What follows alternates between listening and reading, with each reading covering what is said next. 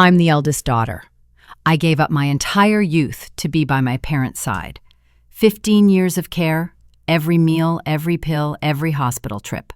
I never left them for a single day. I thought, at the very least, they'd remember that. But when they passed, I found out they had left everything, the house, the land, the savings, to my brother. As for me, not a single mention in their will. If you've ever felt unrecognized despite all your sacrifices, listen to this story until the end. When I look back, it all started with a phone call that changed the course of my life. I was 32, working full-time in the city as a project manager. My job paid well, I was in a committed relationship, and we were even talking about marriage and kids. I felt like I was finally on track. That's when I got the news. My parents had been in a car accident. Nothing fatal, thankfully, but serious enough to leave lasting injuries. My father suffered a broken hip and long-term respiratory issues. My mother, already battling arthritis, was left almost bedridden. Without hesitation, I packed up my life and drove home that weekend. I told myself I'd stay for a few weeks, maybe a couple of months, just until they got better. But healing didn't come as expected. Their health deteriorated more rapidly than anyone predicted. Before I knew it, I'd given up my lease, left my job, and moved back in permanently. I have 2 younger siblings. Emily, my sister, lives in Australia with her husband and kids. She visits maybe once a year, usually around the holidays. Ben, our youngest brother, lives only 30 minutes away, but he always seems too busy to stop by. At first, everyone thought I was just helping out short-term.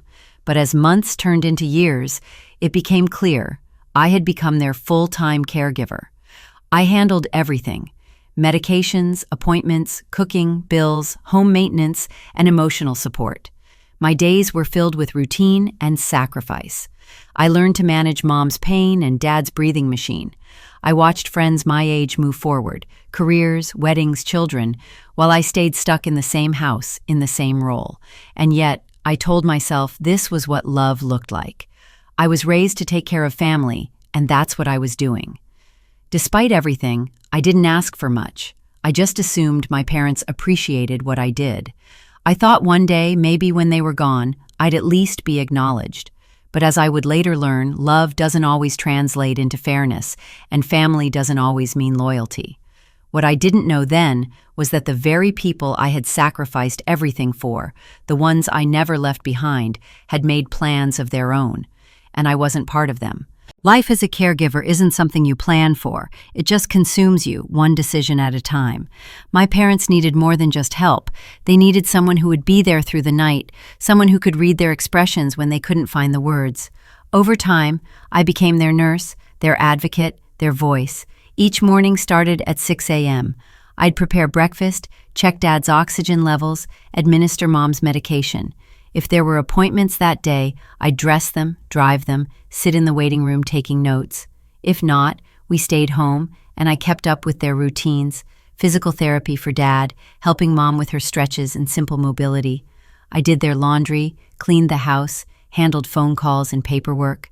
It was a full-time job, no salary, no breaks, and no appreciation beyond a quiet nod now and then. Meanwhile, Emily would send flowers on birthdays and holidays.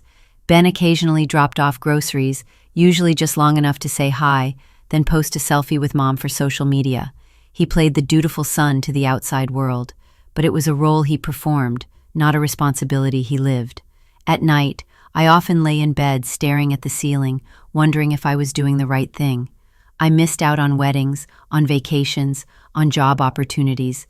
Friends eventually stopped inviting me. They understood at first, but as the years dragged on, they moved forward. I stayed. I had no partner, no children, no career left. But I still believed what I was doing mattered. When Dad had a particularly bad night, I'd sit with him for hours, holding his hand, humming old songs he liked.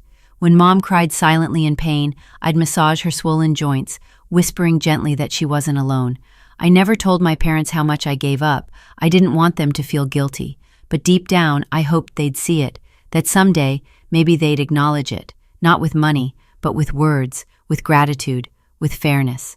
One evening, after helping Mom to bed, she looked at me and said, "You're strong, just like I was at your age." I smiled, thinking maybe that was her way of thanking me. But now, looking back, I wonder if it was also her way of excusing what was to come, because what I thought was devotion being recognized turned out to be devotion taken for granted. The longer I stayed, the more I started noticing things I hadn't before. At first, they were small. The way Mom lit up when Ben stopped by, even if it was just for 10 minutes. How Dad always asked about Emily's life in Australia, but rarely asked me how I was doing. I brushed it off. After all, I was with them all the time. They didn't need to ask, right? But it added up. I'd spend hours preparing meals, organizing their medications, calling insurance companies. Yet when Ben walked in with takeout once every few weeks, they'd act like he was a hero.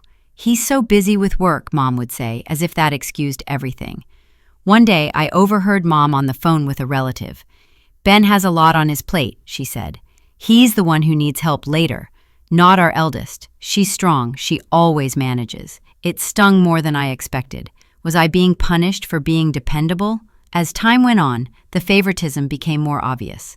Whenever there was a family decision about finances, repairs, even medical choices, Mom would consult Ben first, not me. I was the one physically there, but my input seemed less valued. I didn't want to cause drama, so I stayed silent. But inside, I was starting to unravel. One afternoon, while doing some budgeting, I gently asked Mom if she had ever thought about her estate plans. She looked surprised and then dismissive. "Oh, don't worry about that. We'll figure it out when the time comes." I asked if she would consider splitting things equally. "Ben will need more help," she said flatly. "You'll be fine. You always are." That conversation haunted me for weeks. I began to question everything. Was I just a placeholder until something better came along? Had my years of caregiving somehow devalued me in their eyes? I started to keep a journal, just to keep my mind clear. I filled it with questions, frustrations, and tiny victories, like the time Mom smiled after I brushed her hair, or when Dad quietly reached for my hand during his breathing treatments. Even as resentment crept in, I told myself, they're old, they're scared, they don't know better. But another part of me, one I kept buried, was slowly beginning to wonder, what if they knew exactly what they were doing? The day my father passed away, everything felt still. He had been declining for a while, his breaths becoming slower, his body more fragile. I was there, holding his hand as he took his last breath. The room was quiet, filled with the humming of machines and the soft ticking of a clock. I had spent years preparing for that moment, but nothing truly readies you for the silence that follows death. I arranged the funeral, handled the paperwork, called family, and comforted my mother who, despite her usual stoic demeanor, cried for the first time in years. Afterward, life continued in a strange fog. Mom grew even more withdrawn. She barely ate, barely spoke. Her health took a sharp turn. I redoubled my efforts, more doctors, more therapy, more late nights watching over her, whispering reassurances in the dark. Then, 2 years later, she was gone too. It was early morning when I found her, peaceful, still. I sat with her for hours before calling anyone. Something in me didn't want to let go. Once again, I took charge of the funeral. I handled the guests, the flowers, the eulogies. Ben gave a short speech, tears in his voice, full of warmth. He talked about how much he loved our mother. Emily flew in from overseas and hugged me tightly. For a moment, I thought maybe we'd all grown up, that this loss would bring us closer. A week later, Ben called and said, "Hey, just so you know, Mom left everything to me." I blinked. "What do you mean, everything?" He sent over a scan of the will, dated 6 months before Mom's death. Every asset, our childhood home, the land behind it, their entire savings, was listed under Ben's name. There wasn't a single mention of me. I reread the document 3 times. There had to be a mistake. A second page, maybe. A copy missing something. I called Emily. Her voice was cold. She said you were already taken care of, that you didn't need anything. Taken care of? By whom? I couldn't sleep that night. I sat in the living room, surrounded by the things I had cleaned, fixed, protected for over a decade. I remembered every night I'd woken up to help Mom to the bathroom. Every morning I'd made oatmeal and poured medications. Every bill I paid. Every plan I gave up. And in return, silence. No letter. No note, no explanation. I wasn't angry at first. I was numb. I told myself maybe it was a misunderstanding. Maybe Mom wasn't of sound mind when she signed the papers. Maybe Ben had convinced her. But even those thoughts felt hollow, because somewhere deep down I remembered every time she had looked past me. Every time she praised Ben for doing the bare minimum. The grief from losing her twisted into something sharper: betrayal. What hurt the most wasn't the money, it was the realization that in her final act, she didn't think I mattered. Not even enough for a line in the will. I started going through her belongings, hoping to find something, anything, that would explain why. A note, a letter, a voice message. But her drawers were clean, her room was bare, and the will was crystal clear. That's when I found the box. It was tucked deep in the back of her closet, behind her winter sweaters. A small wooden box, locked. I picked the lock with a hairpin. Inside were a few letters, one addressed to me. My hands shook as I opened it. That letter would change everything. The letter I found inside that small wooden box was written in shaky cursive with ink faded slightly by time. As I read through her words, my breath caught in my throat. "To my eldest," it began. "You have always been my rock, the one I never worried about. I know I was hard on you. I told myself it was because you could handle it. Maybe I was wrong. Maybe I should have said thank you more." Tears welled up in my eyes. I sat there, rereading that paragraph over and over again, trying to find meaning in between the lines. It wasn't an apology, it wasn't a confession, but it was something. A flicker of recognition, a moment of vulnerability, and then the next line stopped me cold. "Ben is different. He struggles in ways you've never seen. I just wanted to make sure he'd be okay." In a single breath, she gave me praise and brushed me aside. I wasn't angry, not exactly, but I felt something fracture inside me. A wound that had been numb for so long began to throb with a dull, aching sadness. I found 2 more letters inside the box, one addressed to Ben and one to our father, never mailed. Both had similar tones: tender, forgiving, protective. She viewed Ben as fragile, lost, in need of protection. Me, I was the dependable one, the strong one, the one she could always count on. Too much. I kept the letters in a drawer by my bed. I didn't tell Ben or Emily. I wasn't sure what they'd say, or if they'd care. But rumors began to swirl soon after. Some of our extended family members started calling. A cousin asked bluntly, "Why weren't you in the will?" An old neighbor whispered, "I thought you were the one who took care of them." I didn't know what to say. Ben, meanwhile, moved quickly. He had already started the process of transferring the title of the house. I heard from another relative that he planned to sell it, our childhood home, the place where I had poured 15 years of care and labor.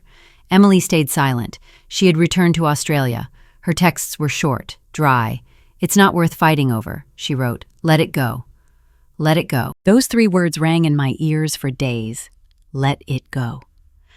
After all those years, after every night I stayed awake, every meal I made, every appointment I attended, just let it go? The doubt began creeping in slowly. I questioned my memories. Had I misunderstood things? Had I imagined the closeness I thought I had with Mom? Had I projected love where there was only duty? I began having trouble sleeping. My appetite faded. The house felt colder, emptier.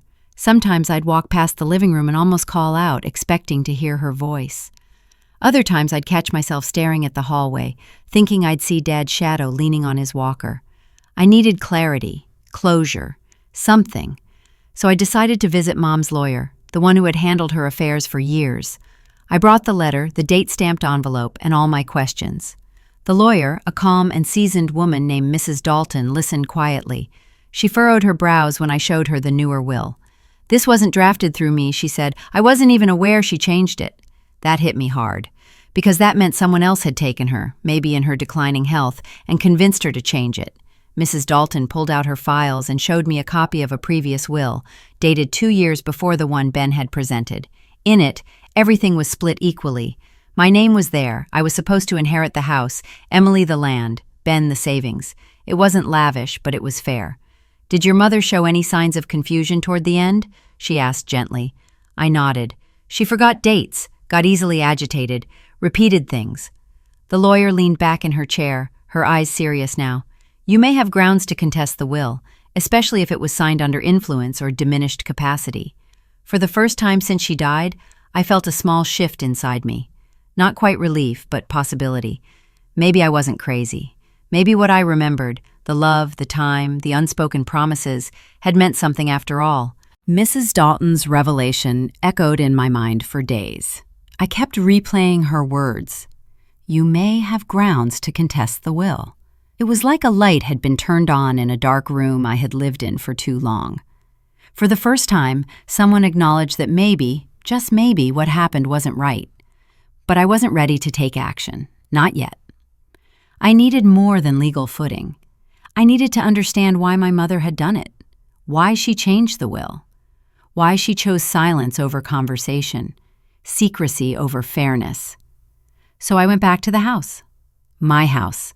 At least, it still felt like mine. I walked through every room with fresh eyes. The kitchen where I had cooked thousands of meals. The living room where I had sat between my parents during long, quiet evenings. The hallway lined with old photographs, birthdays, graduations, family dinners. I returned to my mother's closet, to the wooden box I had found earlier. It was empty now, except for the faint smell of lavender. But something about that space, the back corner behind her winter sweaters, felt unfinished. I pressed against the wall gently. There was a hollow sound. I checked the floorboard just beneath the shelf. Loose. My heart skipped. I pried it up slowly, and there it was, another box, smaller, metal, locked with a tiny clasp. I held it in my lap for a long time before opening it.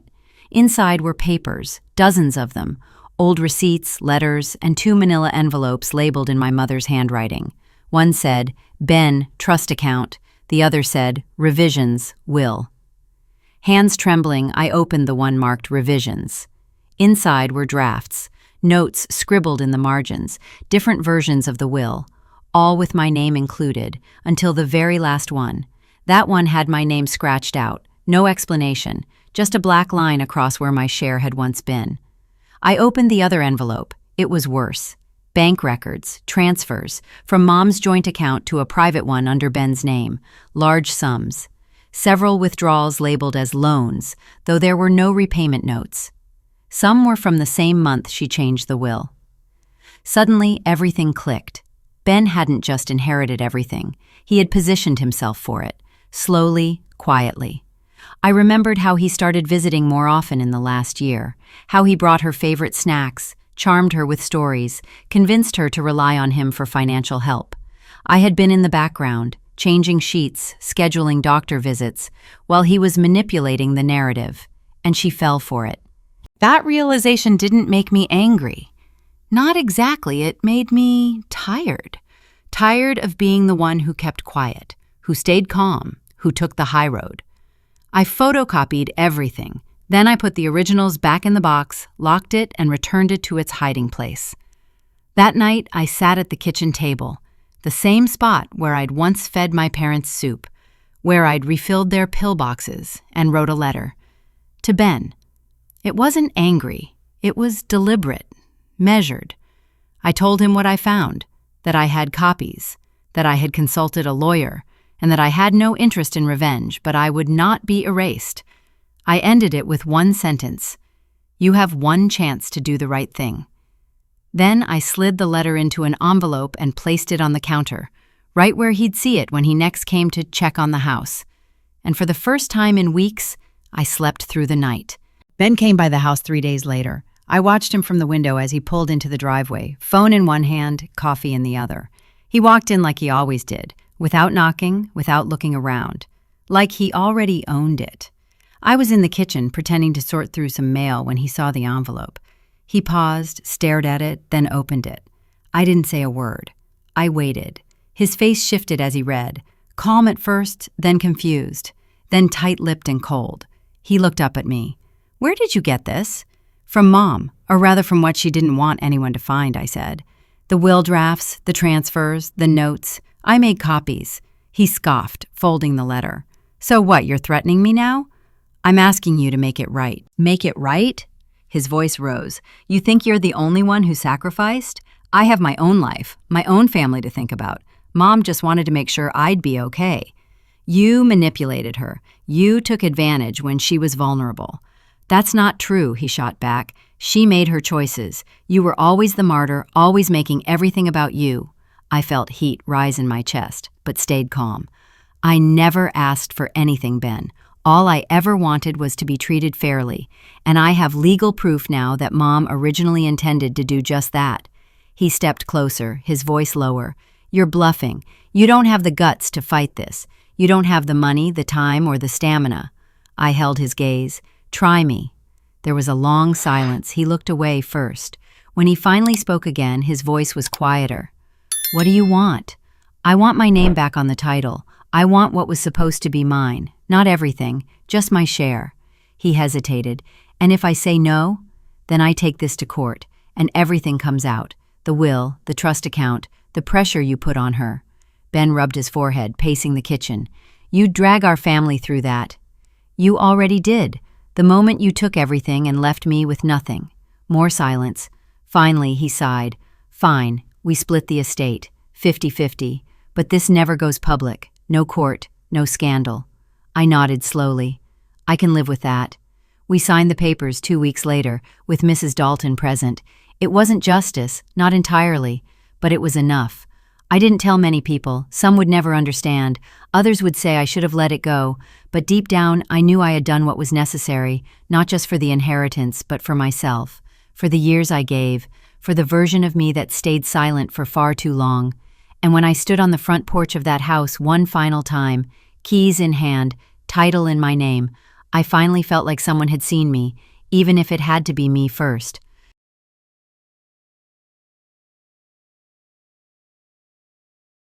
Thank you for listening, and remember, your story matters, even if no one else says it out loud.